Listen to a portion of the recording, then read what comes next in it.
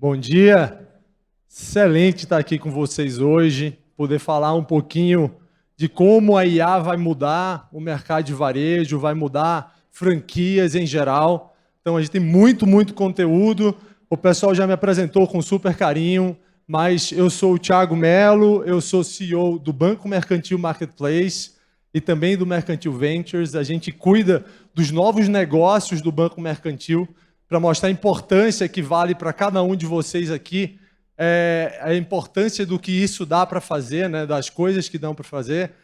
Hoje já representa 46% do lucro do banco, os novos negócios do Banco Mercantil.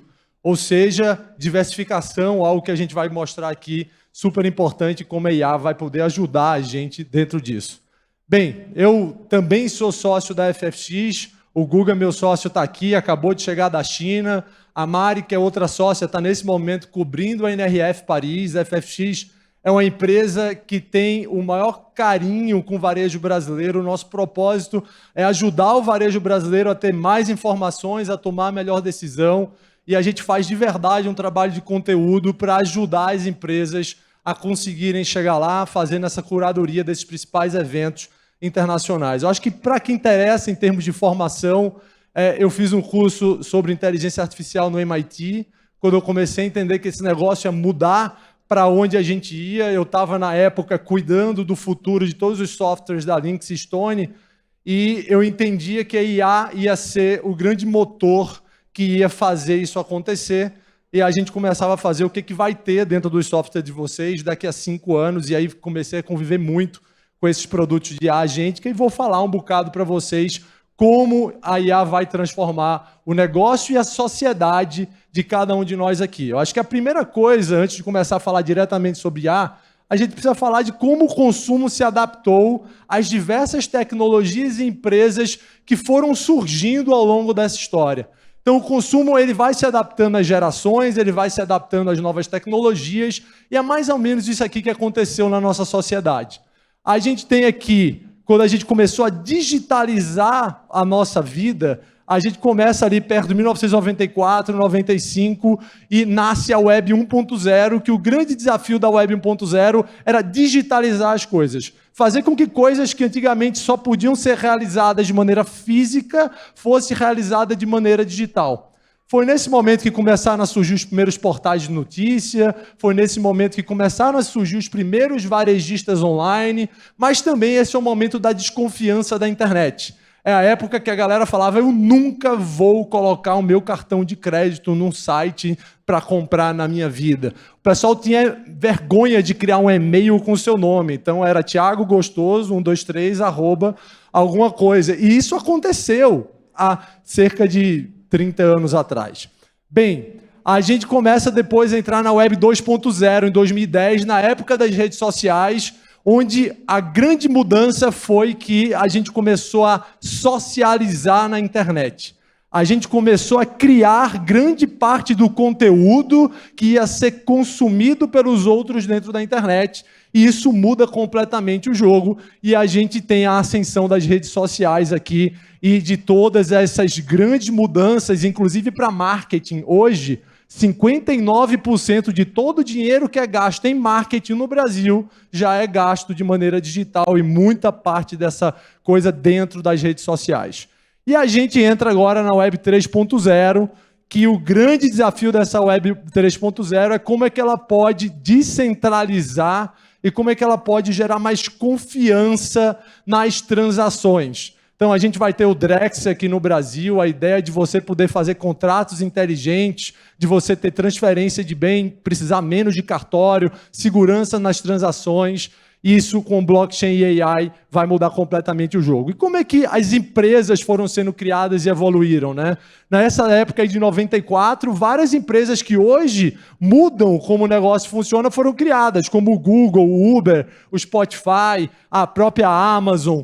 A gente tem também aqui em 2010, nessa época das redes sociais, várias empresas sendo criadas. Aqui no Brasil, o iFood, super relevante, o Netflix, a Shein, a Shopee, a Tesla e várias outras. E agora a gente está chegando aí com blockchain e AI, outras empresas como OpenAI sendo criadas, a própria Anthropic, Character.ai, que vão aqui impulsionar os próximos 10, 20 anos que a gente vai ter de transformação e crescimento. Como é que o varejo, pessoal, conviveu com essas mudanças?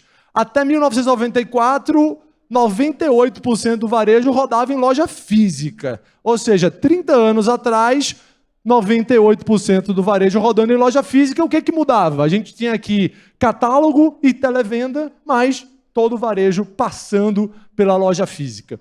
A gente começou a adicionar perto ali de 2000, 2005, mais canais no varejo. A gente começou a ter os varejistas se tornando em varejistas multicanal. Vamos atender o cliente em mais canais para dar mais conveniência para o cliente.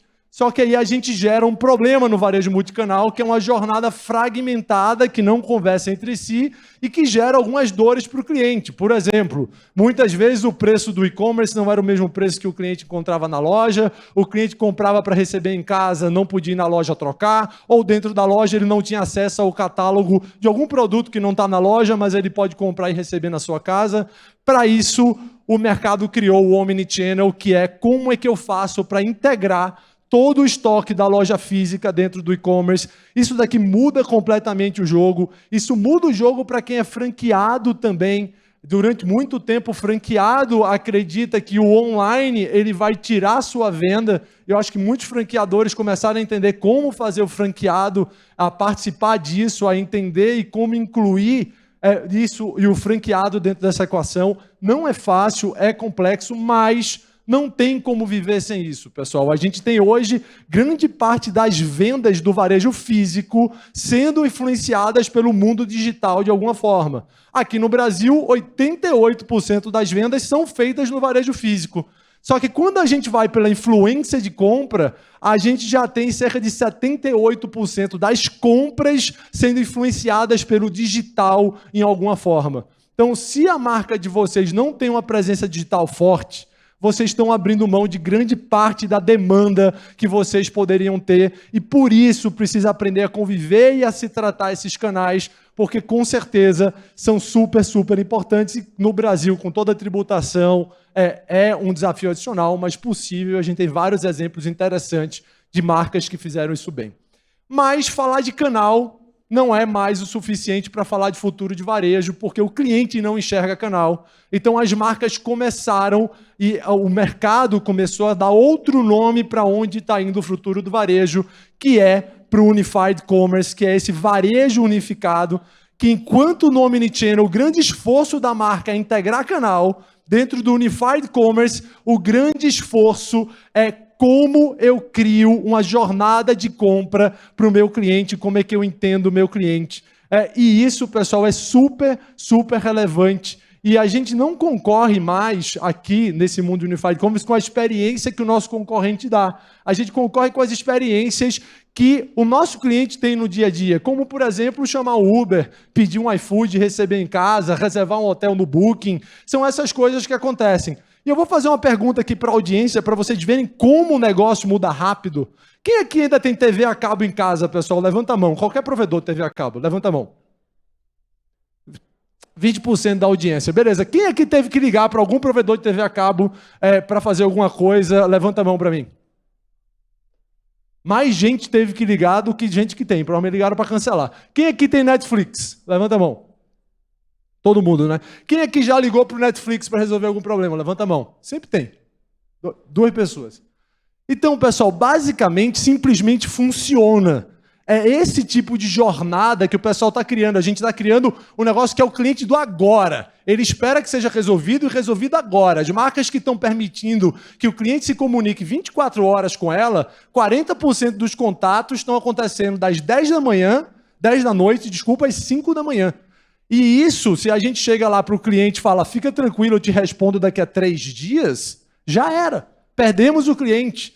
E aqui a gente precisa aprender a criar essa jornada junto com as empresas. Então, não é mais sobre como multiplicar canais, é sobre como unificar. O Unified Commerce ele transcende a visão Omnichannel e cria uma experiência única. A gente vai viver um novo mosaico de venda. Desse novo mosaico de venda, a gente tem hoje 10% da receita do varejo vindo de alguma coisa que não é a sua venda do seu produto principal, mas a gente vai caminhar daqui a apenas 5 anos a grande previsão aqui é que a gente tenha isso daqui acontecendo. Que a gente tenha cerca de 35% da receita e 50% do lucro vindo de outras fontes de renda que não seja a venda do produto principal. Então, IA, tecnologia, mudança de comportamento de consumo vai permitir que as empresas criem outras fontes de receita. E quais são, Tiago, essas novas fontes de receita? Falar para vocês as principais aqui. Primeira, a gente tem a Deled aqui, o Denis já elogiou, vi que o Gabriel está aqui, mídia de varejo. Mídia de varejo, você usar o fluxo que você tem na sua loja para ganhar dinheiro da indústria, achar pessoas que querem fazer parcerias com você, é uma mina de ouro, porque o custo do varejista está dado, o custo é caro, e a gente consegue usar nossas lojas como um ponto de mídia de varejo, um ponto de rentabilização. Então, isso é super relevante. Então, o mídia de varejo é uma mina de ouro, mas você, para isso, tem que ter dados robustos e só funciona se gerar valor para o cliente final. Segundo, colaboração. Collab é você, da tua marca, se juntar com outra marca para expandir a audiência e você criar e acessar um produto que normalmente você não acessaria, como o Carmed Fini, por exemplo, que a gente tanto citou, e vários outros exemplos. Mas a grande verdade é que tem várias fontes de receita. A gente tem aqui mídia como uma grande nova fonte de receita para o varejo que a gente já falou. A gente tem evento, fazer evento para ganhar dinheiro. A Track and Field faz isso muito bem. A Track and Field tem vários eventos aqui. Ela tem o maior evento de beach tênis do mundo, várias corridas. Já gerou mais de 78 milhões de reais de faturamento para eles. Então, super relevante aprender a ganhar dinheiro com isso. A gente tem que consertar produto, a gente tem aqui outras coisas que podem, sim, ajudar você a gerar dinheiro, como a própria Collab, economia circular, aluguel, showroom, revenda, distribuir, assinatura, retirar de loja, comida e bebida. Quando você pergunta por que um cliente vai à loja física, a primeira coisa por que ele vai é 78% fala que quer tocar no produto, 72% quer obter o produto imediatamente. Comida e bebida, importante para 58% das pessoas. É muito comum a gente ver marca montando um espaço para colocar um brownie, um sorvete, um café relevante dentro da sua operação, porque o cliente procura isso. Aprender a captar dados comportamentais, a gente vai falar como a IA pode usar isso. Curadoria de produto, a loja física tem que ter o que você tem de melhor. A cauda longa, você vai trabalhar no online, treinar a tua equipe para fazer isso. É uma grande diferença. Então, a gente começando a entrar aqui e falar de AI, a gente vai ver que o comércio eletrônico, isso já está acontecendo, pessoal, ele vai ser completamente reinventado pelo generativo. E a gente vê pessoas como o Tommy Hilfiger, de 78 anos, falando, olha, a IA vai mudar tudo nas nossas vidas. E a gente vai viver essa mudança e eu pretendo, a partir de agora, conseguir mostrar isso e essas grandes mudanças para vocês. A gente viveu um mundo, até 5 anos atrás, que seguiam a lei do fundador da Intel, que falou, em 1963, um negócio que ele falou assim, olha, a cada 2 anos, o processamento e a habilidade do computador vai dobrar e o custo vai cair para metade. E a gente vem operando na lei de Moore até 5 anos atrás. Aí a NVIDIA veio, criou uma arquitetura diferente de você plugar computadores, porque agora você pode pegar um CPU e juntar com outro CPU e você tem mais processamento, que é o GPU deles, e a gente tem seguido uma lei exponencial de processamento. Esse gráfico é super interessante porque ele mostra qual é o custo que você conseguia com $1, quantas operações computacionais você conseguia fazer a cada segundo. A gente chega à Lua, em 1959, fazendo uma operação computacional por segundo a um custo de $1. Ou seja, os computadores eram extremamente caros nessa época. A gente chega hoje, pessoal, em 2025, a 6 trilhões de operações computacionais por segundo a um custo de $1, e isso tem crescido 10 vezes a cada ano. A gente vai terminar esse ano com 60 trilhões de operações computacionais por segundo a $1. Isso é tão bizarro que se a gente continuar crescendo desse jeito, daqui a 5 anos, em 2030, em setembro de 2030, a gente vai ter uma IA que vai ser 100 mil vezes mais capaz do que a gente está tendo hoje. Se vocês olharem para 30 de novembro de 2022, foi quando o ChatGPT foi lançado ao público. Quando você pedia e usava o DALL-E, que era o modelo de fazer a imagem dele, para criar alguma imagem, ele criava uma pessoa com o olho aqui, o outro olho aqui, os dentes não apareciam direito. Era muito, muito ruim. A gente passa para 2 anos e meio depois, você já não consegue mais distinguir se esse negócio é IA ou não é IA. Então a gente vem no ritmo muito e muito acelerado de mudança, que com certeza vai mudar como a gente se organiza completamente. Contanto que a conversa no Vale do Silício agora, existe uma aposta do clube de tecnologia lá do Sam Altman, que é o CEO da OpenAI, que é quando vai ser a primeira empresa que vai valer $1 bilhão e vai ter apenas um funcionário. Antes da IA, isso era impensável de achar que isso aqui ia acontecer. O pessoal aposta que vai vir da indústria de gaming, que alguém vai criar um jogo que vai valer $1 bilhão com apenas um funcionário. A gente tem uma capacidade de coding absurda sendo criada nesse momento. Então, as pessoas conseguindo criar mais, desenvolver mais. Então, isso deve acontecer. Mas é importante, eu acho que o Nomura falou isso muito bem, que a gente precisa romper essa ideia que IA é magia. É uma ferramenta, vai exigir bons dados e pessoas treinadas. Não é mágica aqui, pessoal. A IA, ela pode ajudar você a fazer uma estratégia melhor, mas ela não vai salvar uma estratégia ruim. E essa é a realidade que a gente tem no mercado aqui. A maior parte das pessoas já usaram, a maior parte das pessoas já testaram algum produto de IA generativa, mas quando a gente vai para a utilização real, no dia a dia, para gerar valor para a empresa, a gente ainda não tem uma utilização tão grande assim. A gente tem cerca de 14% das pessoas falando que utilizam a IA pelo menos uma vez na semana. Bem, para isso a gente precisa, se quer usar mais IA, a gente precisa entender um negócio chamado a estrutura SEED. E o que é essa bendita estrutura SEED? É que a prompt, que é aquele comando que a gente manda para a IA, ela importa e importa muito. Quando você manda uma prompt de qualidade, você vai ter um resultado muito melhor. E aqui eu vou contar uma história para vocês entenderem real o que aconteceu comigo. A FFX, a gente faz curadoria de evento há muito tempo. E a gente faz quando tudo isso era mato. Então a gente fazia na mão. A gente tem umas pessoas que nem a Fabi Estrela, que está aqui, que é um computador na cabeça, que consegue fazer um resumo de uma palestra que ninguém entende antes da IA, como ela consegue fazer aquilo. Mas a grande verdade é que se você quer mandar uma prompt, você tem que falar de contexto, instrução, detalhe, informação. E o que aconteceu comigo? Eu fui cobrir sozinho da FFX, a gente tem se espalhado, o SXSW, que é o maior evento de inovação que acontece em Austin, no Texas. E como a gente estava sozinho, a gente não levou um grupo, eu estava colocando nos grupos abertos do SXSW os resumos das palestras do que estavam acontecendo lá. E aí me procura uma pessoa da Globo, que me vê postando o resumo, e me manda mensagem. E ele fala, bicho, eu preciso te conhecer, porque eu preciso saber o que você está fazendo, porque meu editor-chefe quer me matar. Porque tem um cara que está cobrindo melhor do que a Globo, e a Globo está levando 38 jornalistas no evento, e você está fazendo um artigo de mais qualidade e mais rápido do que o nosso. E eu preciso saber como você faz isso. E aí eu falei, cara, vamos conversar assim, porque tem uma coisa, eu nem jornalista sou. Então eu vou te dizer o que estou fazendo. E aí eu mostrei para ele o que a gente fazia. Então, basicamente, a gente grava o que acontece na palestra, e quando a gente pega a transcrição da palestra, não é simplesmente pegar a transcrição da palestra e falar, cria um artigo. Não vai ficar legal. Mas se você usa essa estrutura de contexto, instrução, detalhe e informação, você vai fazer mais ou menos assim. Estou no SXSW, que é o maior evento de inovação do mundo. Nesse momento estou na palestra da MWeb, que é essa pessoa aqui, pega o mini currículo da MWeb. O título da palestra da MWeb é esse, pega lá, coloca a descrição do que a MWeb vai falar na palestra. Preciso que você haja como jornalista profissional que vai publicar um artigo na Harvard Business Review. Eu já colocava Harvard Business Review para chutar lá em cima, né? Então, que vai publicar um artigo na Harvard Business Review focados para CEOs de empresa, e eu preciso que você crie um artigo que engaje o leitor e use os principais conteúdos da palestra para fazer a sua narrativa.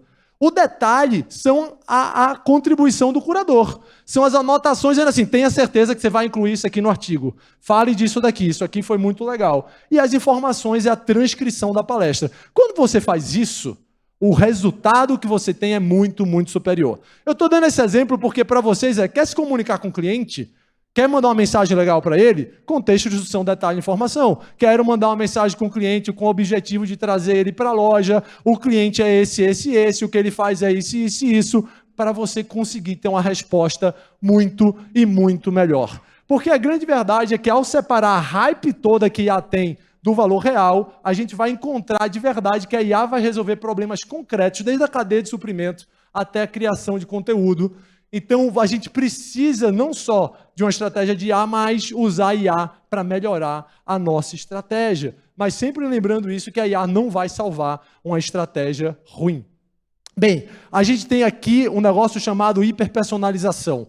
Até então, o marketing funcionou com segmentação, porque não conseguia tratar cada pessoa como se fosse única. Então, a gente falava, vamos pegar todo mundo que está fazendo aniversário nesse mês e vamos mandar essa mensagem? Vamos pegar todo mundo que não compra comigo há 15 dias e vamos mandar essa mensagem?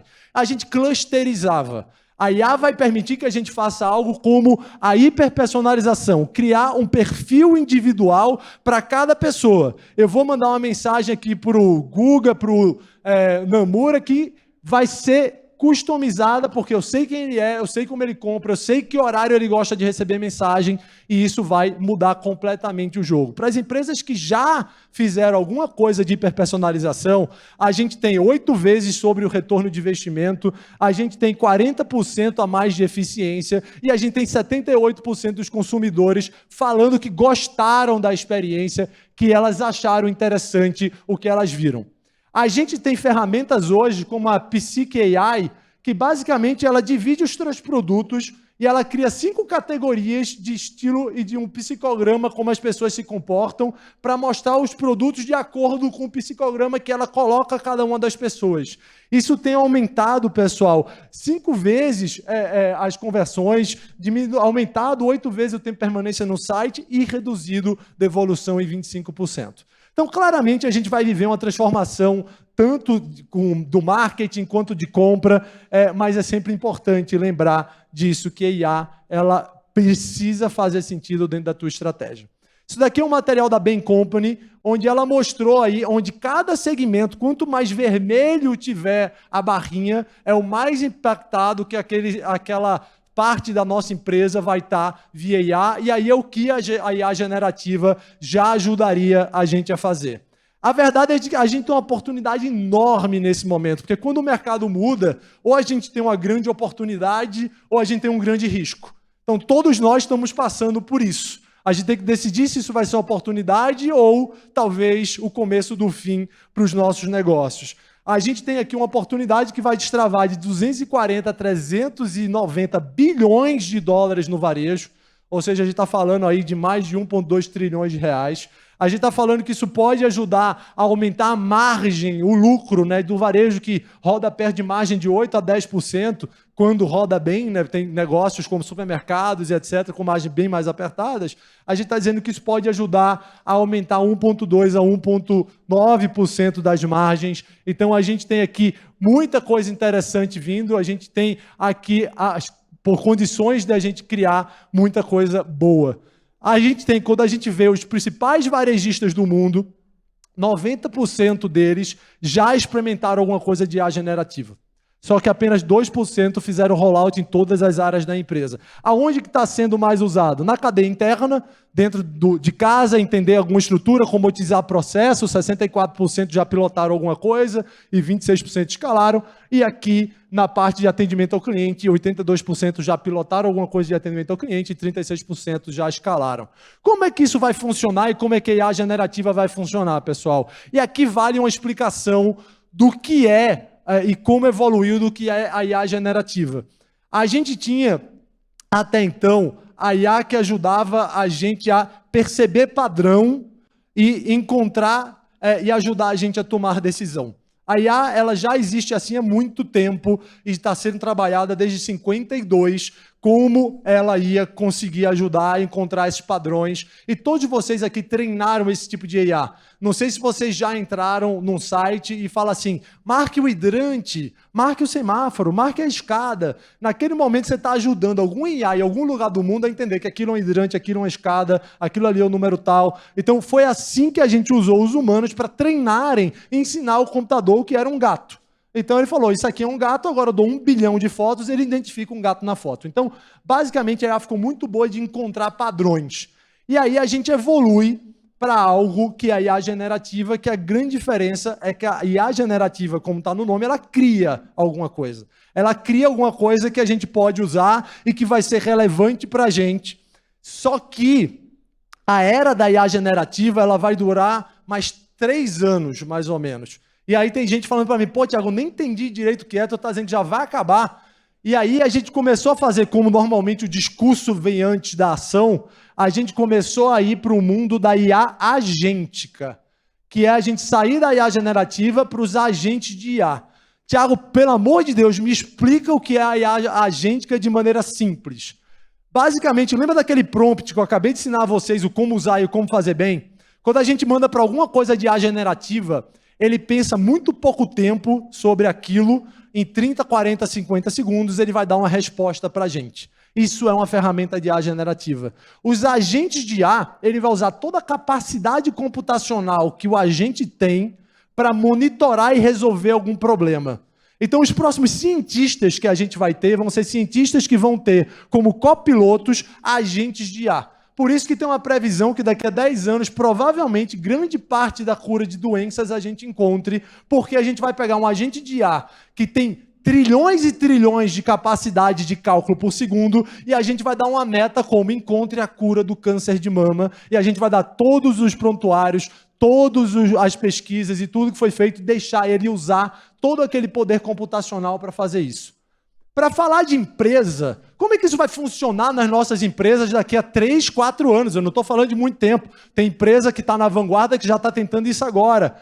O que é que vai ser? Provavelmente a gente vai ter um agente de IA que vai cuidar de precificação, que ele vai cuidar, vai monitorar preço e ele vai trocar o preço automaticamente. A gente vai ter um agente de IA que vai cuidar dos KPIs do nosso time, vai chegar aquele vendedor hoje não está fazendo isso aqui bem, vou mandar uma meta individualizada para ele e uma campanha de gamificação, a antiga gincana, né, que a gente tinha, para fazer com que o cara, se performar, consiga comprar mais ou consiga ganhar mais dinheiro enquanto faz isso. Então, cada agente de IA vai resolver uma parte da empresa e vai dar mais produtividade para os times da empresa.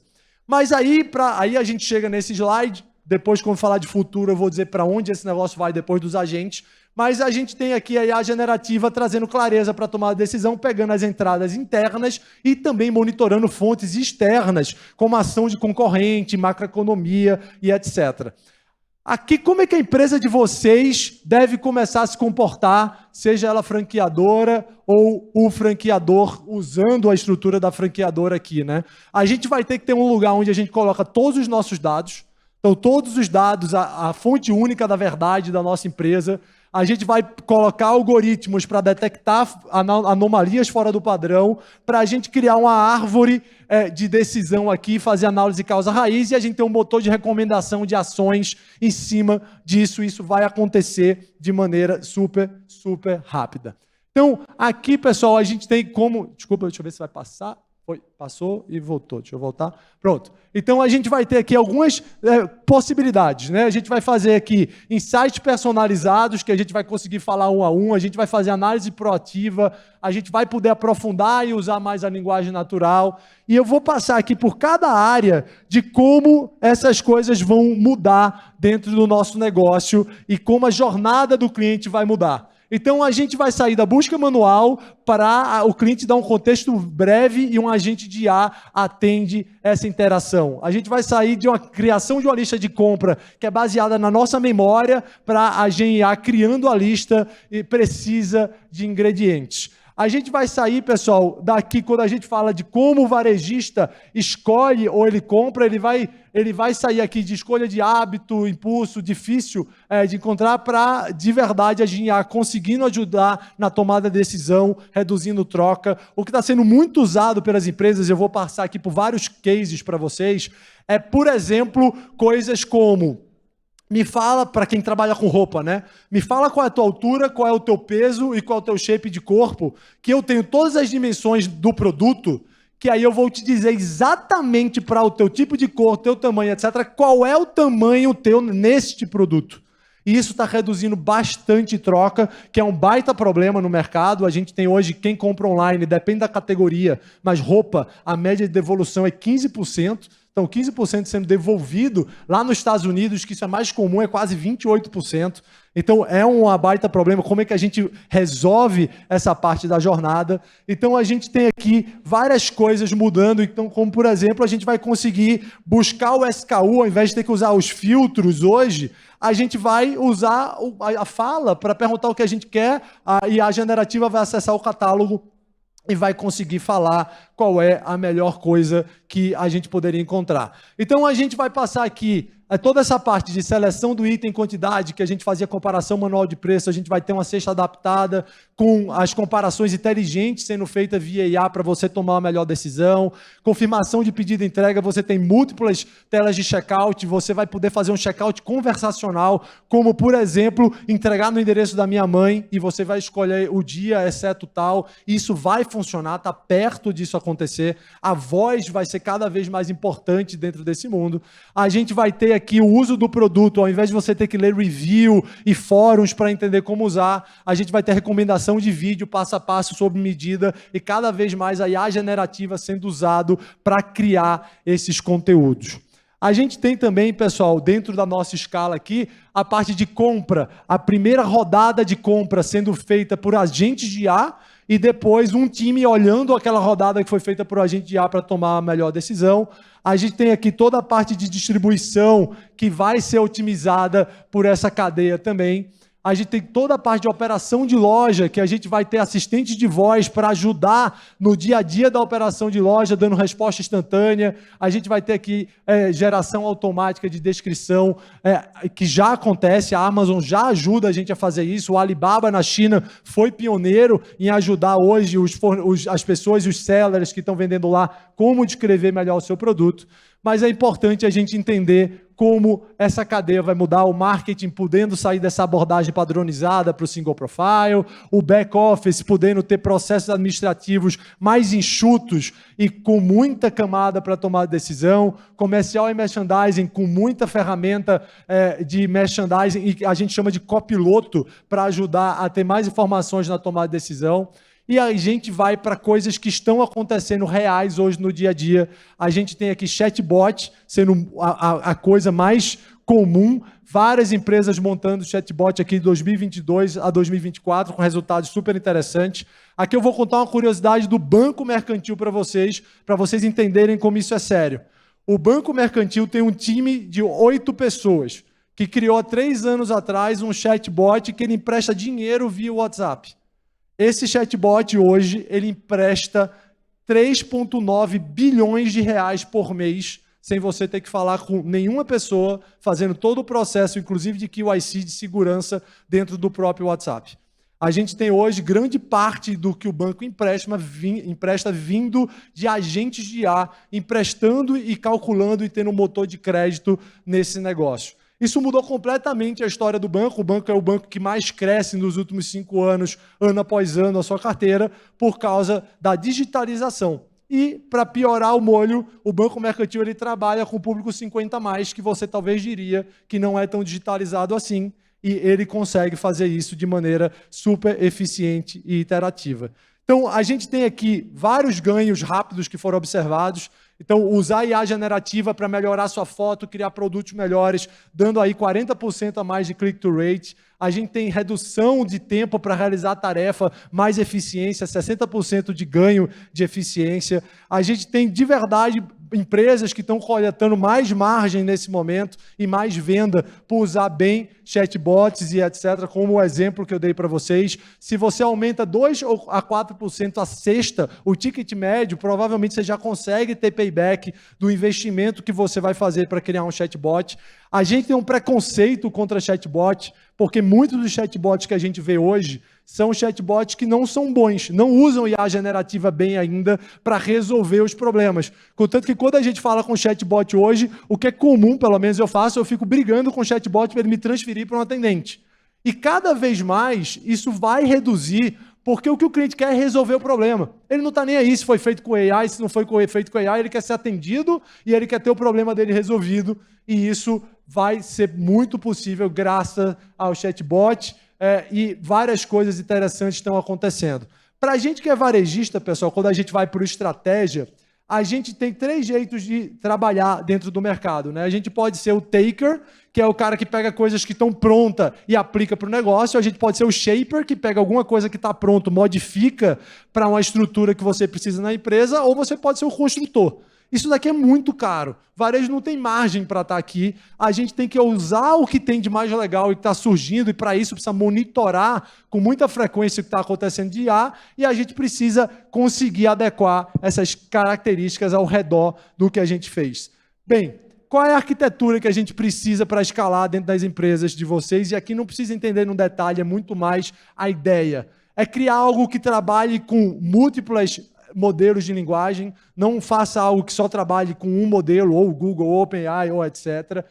Tenha um roteamento inteligente, cada modelo serve para alguma coisa diferente, cada vez mais a gente vai ter mais modelos resolvendo coisas específicas. Tem aqui toda a tua camada de dados para ser utilizada por isso. E essa é a arquitetura que a gente vai ajudar. Isso vai ajudando a mapear as transações, para a gente ter mais domínio de como fazer mais produtividade. A gente tem que treinar nossos talentos. Apenas 20% dos talentos dessas maiores empresas foram treinados para esse mundo de IA. A gente precisa tentar entender como a gente vai fazer isso aqui. A gente precisa ter um time central trabalhando em IA, que é o responsável por fazer essas mudanças. Às vezes pode ser uma única pessoa na empresa, mas é importante ter alguém pensando de como utilizar essas características para fazer essas grandes mudanças. E, obviamente, a gente precisa de dados de qualidade. E aqui eu vou passar, pessoal, rapidamente por alguns exemplos práticos para vocês verem como os varejistas estão usando IA hoje. Isso é um exemplo da H&M, que ela mostrou na NRF, onde você tem um agente de IA conectado com as câmeras da loja, que se você pesquisar, você consegue ver em tempo real o mapa de calor da loja, os dados, quanto cliente tem, vocês conseguem chegar a identificar aonde está determinado o produto dentro da loja, você consegue saber o compliance de cada loja, quando para a franquia isso é muito importante, você tem um padrão, você quer saber se a loja está seguindo o padrão, ele tem o compliance de cada um, de como está o padrão da loja, você consegue pesquisar coisas, quantas interações no app resultaram numa venda, e ele vai fazer, 472 clientes entraram no app, geraram a venda, esses foram os produtos mais vendidos. Isso já está em operação. A loja do Sorro de Nova York, que para quem for para a NRF pode visitar, mas chega a esse detalhe que vocês estão vendo na tela aí, de você pesquisar um produto e ela te mostrar exatamente dentro da loja, do planograma da loja, aonde está aquele produto, e ele fala da conformidade. A Hering, eu não falei para vocês, mas a gente é um multifranqueado, eu trabalho no conselho da empresa da família, a gente tem 52 operações entre varejo de moda e varejo de comida alimentar. A Hering lançou agora, na parceria com o Google, isso está agora para a nova coleção, um provador inteligente, onde você consegue fazer o upload da tua foto e ele vai colocar aquela peça em você, para você se ver na foto, como se fosse você se olhar no espelho. Isso tem aumentado bastante em outros lugares a conversão. É impressionante o que o Google tem criado, principalmente com imagem, pessoal. Para quem faz photoshooting, de criar modelos virtuais, de você pegar uma peça que está em steel e colocar no modelo, e criar modelos que servem para países diferentes. Então, tem a mesma foto em steel, ele cria um modelo asiático, um modelo europeu, um modelo africano, um modelo brasileiro, e assim vai. E as marcas têm usado isso com muita constância. A gente tem o case aqui da Home Depot, que ela colocou, você não precisa mais pesquisar, eu quero um armário. Você consegue dizer, cara, eu quero comprar um armário de 2 metros de altura por 40 centímetros, me liste. Então, ele tem uma busca contextual que é super relevante. Isso transformou completamente o Prime Day da Amazon esse ano. A Amazon vendeu 2 vezes mais no seu Prime Day do que no Black Friday da Amazon, porque ela colocou a busca contextual para dentro do seu negócio. A Home Depot também fez isso. A Albertsons, que é a outra que está aqui, ela também fez isso muito bem, de você conseguir pesquisar coisas, por exemplo, preciso de ingredientes para um jantar italiano sem glúten para 4 pessoas, e ela já faz o teu carrinho. Você não precisa montar o carrinho. A gente vai cada vez mais montar carrinhos de maneira contextualizada e de maneira conversacional. A gente tem aqui a Wendy's, que tem um case super interessante. A Wendy's já fez rollout para grande parte das suas lojas. É uma franqueadora aqui, como a gente viu o André falando super bem aqui, da importância dos franqueadores de alimentação, mas eles substituíram a pessoa que anota o pedido do drive-thru ou que recebe o pedido para um IA. E isso está fazendo com que eles tenham 86% de todos os pedidos da Wendy's já automatizados, e ele tem uma economia no tempo por pedido de anotação de 22 segundos. Então, você imagina que no drive-thru, se você somar tudo isso, é uma diferença de eficiência absurda que você ganha para a sua operação. A IKEA conseguindo fazer um agente de IA que conseguiu reduzir 47% do que o cliente que liga para resolver algum problema está resolvendo o problema com a Billy, que é o nome da agente de IA que eles criaram. Isso permitiu que 8.500 colaboradores da IKEA, nesse momento, focassem em outras coisas dentro da empresa e gerassem outras oportunidades. A gente tem aqui a LVMH, que ela tem uma Chief AI Officer, que é super interessante, passa por vários eventos aqui, mas mostrando como é que ela conseguiu criar agentes de IA que conseguem fazer o single profile e a hiperpersonalização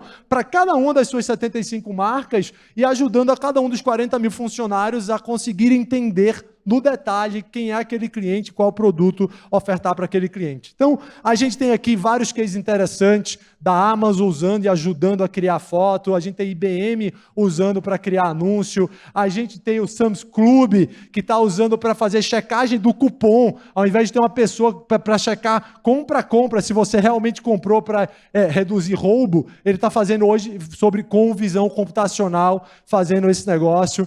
A gente tem aqui a Lowe's fazendo tanto o vendedor ter o seu copiloto para tomar a decisão, como a Lowe's também criou um gêmeo digital da loja, onde ela altera a loja dentro do gêmeo digital para depois fazer a alteração, permitindo que ela veja o que vai acontecer antes. Então, a gente tem esse playbook, pessoal, que vai ajudar a IA, com certeza, a gente a vender mais. Aonde? Fazendo busca conversacional dentro do app, website, WhatsApp, personalização de CRM, a gente tem o provador virtual que eu mostrei o case da Hering para vocês, e a gente tem a possibilidade de upsell no PDV, que eu acho que é algo que o varejo já usa, que também ajuda bastante a gente tentar vender mais produto para o cliente a cada um deles.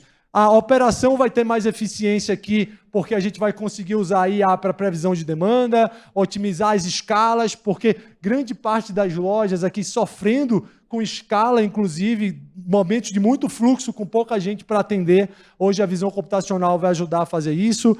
Para franquia, visão computacional para auditoria de conformidade do planograma da marca, super relevante. Essa parte de controle de inventário inteligente. Então, pessoal, falando direito aqui de franquia, a gente vai ter o copiloto do franqueado mais na frente, pegando todo o treinamento da marca, todos os manuais e colocando para o franqueado poder consultar e tirar suas dúvidas. A gente vai ter treinamento e simulação de atendimento, microtreinamento e poder checar vendedor a vendedor que você tem na sua operação, como está o nível dele usando IA. A gente pode ter um motor de conteúdo local. Por exemplo, eu quero uma promoção para o fim de semana aqui em Salvador e a IA criar anúncios, porque ela já tem todos os assets da marca. Inclusive, o Guga foi agora para a NRF, o Guga está aqui, tá, pessoal, para quem não conhece, mas o Guga foi agora para a China, tem uma empresa chamada Techzin. Essa empresa chamada Techzin, ela se especializou em criar conteúdo em massa. Eu não sei se vocês viram esses produtos chineses que ficam aparecendo em 32 mil perfis de TikTok. Ela conseguiu criar vídeos diferentes para a marca que permita você hackear como a rede social funciona. Então, as marcas estão criando mais de 1.000 perfis e publicando conteúdos diferentes nesses 1.000 perfis para exponencializar o alcance da sua marca, de tão fácil ficou de criar conteúdo de qualidade aqui. Então, de verdade, aonde a IA pode ajudar cada um de vocês hoje? Criação de conteúdo de massa, marketing local relevante, atendimento primário automatizado ao primeiro nível de atendimento e imagens e vídeos de baixo custo.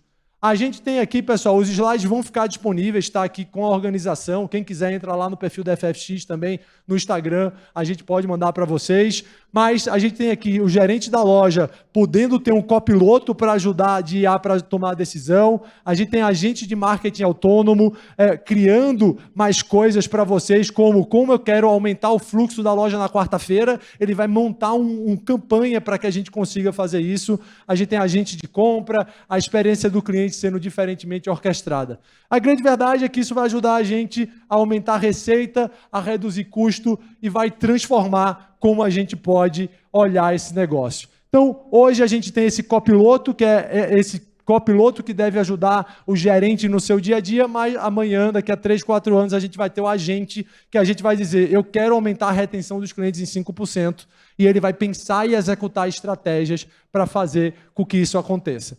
Então, a gente precisa organizar, ter esses dados prontos para a inteligência artificial, como é que a gente pode ter a maior quantidade de dados e descrição sobre cada um dos nossos produtos, porque tudo isso vai ser super, super útil, porque a IA hoje olha para texto, imagem, vídeo, voz, para poder fazer coisas como, quero um vestido como esse da foto, mas em azul, envia um vídeo do seu produto com defeito e a IA vai dizer se ele tem um problema de fábrica ou não, e fazer auditoria de loja, você manda um vídeo da loja e automaticamente ela analisa a conformidade da loja. Então, tem várias coisas que estão sendo acontecido, a gente tem algo chamado IA na borda, que é o Edge AI, que é basicamente a gente usar a inteligência artificial dentro do device, fazer o processamento não mais na nuvem, mas está crescendo tanto o poder de processamento que a gente vai conseguir fazer várias dessas coisas dentro do próprio device, usando o próprio device e a sua capacidade de produção. Então, pessoal, várias coisas aqui interessantes que dá para fazer. Vocês entendem muito bem do negócio de franquia, o franqueador é o cérebro da rede, a rede vai ser o sistema nervoso para coletar todos esses dados, e o franqueado, o coração e a mão da operação. Eu queria só terminar rapidamente falando do futuro desse negócio, porque é super relevante para a gente. A gente está saindo dessa era que era a era digital, que saiu da linha de comando, que tinha interface gráfica de usuário. A gente vai passar agora muito rápido para a era da conversação, para a era da voz. Mais na frente, daqui uns 20 anos, tem essa parte que me assusta muito, que é a Brain Machine User Interface, como utilizar a máquina, que eu nem vou precisar falar, eu vou pensar e as coisas vão acontecer. Empresas como Neuralink e etc. estão fazendo isso de maneira muito forte.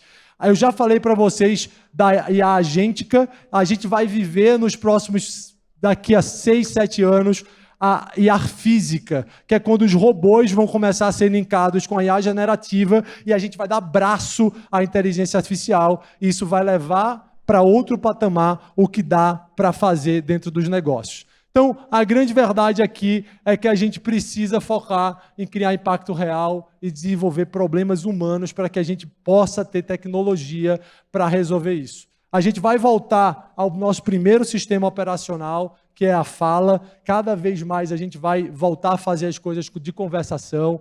A tecnologia ela deve se adaptar à linguagem humana e não ao contrário. Tem que entender se a nossa marca está preparada para isso. A gente precisa usar uma frase interessante, que é da Júlia Demoyer, que é a diretora de IA da LVMH, dizendo que a IA precisa servir a obra de arte e não ao contrário. Então isso vai ser super relevante para a gente. E no futuro, pessoal, tentar chegar aqui na parte que eu quero mostrar para vocês, a gente tem várias empresas aqui trabalhando como NVIDIA, Google, Meta, OpenAI, a gente vai passar por isso daqui.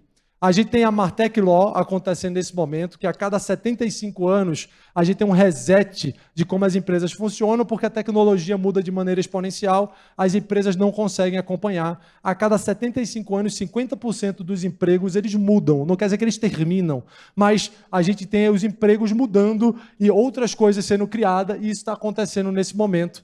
Então, aqui a parte mais provocativa do final da palestra, que os empregos estão mortos, mas vida longa ao trabalho. A gente não cresce ao nível da nossa expectativa, mas ao nível do sistema. E o sistema atual não foi feito para tudo isso que eu mostrei para vocês de IA aqui. A gente tem um sistema atual com a liderança, com a gestão, com os colaboradores e as pessoas em cada um dos departamentos. Mas quando a gente juntar humanos, IA e automação, a gente vai ter empresas substancialmente diferentes. As empresas vão se parecer com isso daqui. Empresas menores, não tem como não falar que as empresas vão ser menores com todo esse poder de produtividade, menos pessoas no departamento, e a gente vai ter aqui em verde habilidades que só podem ser feitas por humano, habilidades que foram substituídas pela AI em escuro e novas habilidades que pessoas só vão conseguir fazer em conjunto com IA.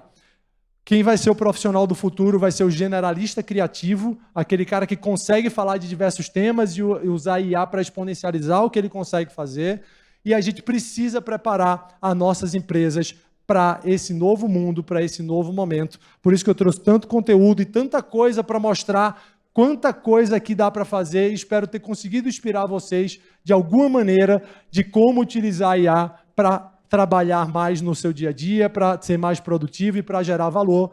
Tem aqui as 50 ferramentas de IA generativa que são mais utilizadas nesse momento. Começa aí da primeira até a 50, vocês vão encontrar algumas coisas boas para vocês no dia a dia. E queria terminar para essa chamada. Se vocês quiserem vir com a gente na NRF, na FFX, a FFX no ano passado foi a empresa que mais levou varejista para a NRF.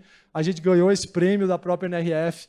Então, a gente fez uma parceria, como o Denis falou, com a community. O Denis vai estar lá com a gente, o pessoal Glauber, a gente tem MC, vários franqueadores relevantes já fecharam. Acho que o Namura deve ir com a gente também. Então, vai ser muito bacana. Se vocês quiserem ir, passem no stand da community, possam consultar. Tem um dia inteiro de franchising que o Denis vai capitanear dentro disso. Acho que vai ser muito, muito, muito rico. Pessoal, queria agradecer a vocês, muito, muito obrigado. Espero ter conseguido inspirar vocês de alguma forma a usar a IA melhor no dia a dia.